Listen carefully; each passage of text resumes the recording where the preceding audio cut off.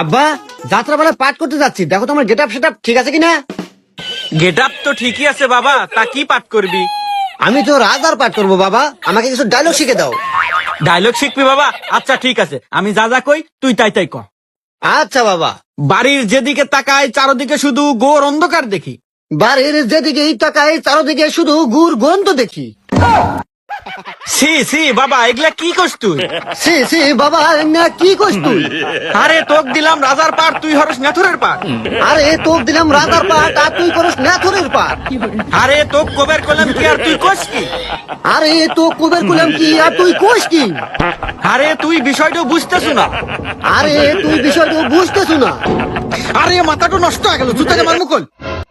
আরে মাথা তো গেল নষ্ট হয়ে, আর জুতা দিয়ে মারমু কই? কি তুই বাপেক জুতাকে মারবে চাস? দাঁড়া, মন্দির আগে আজকে যাত্রা পালা শুটাই।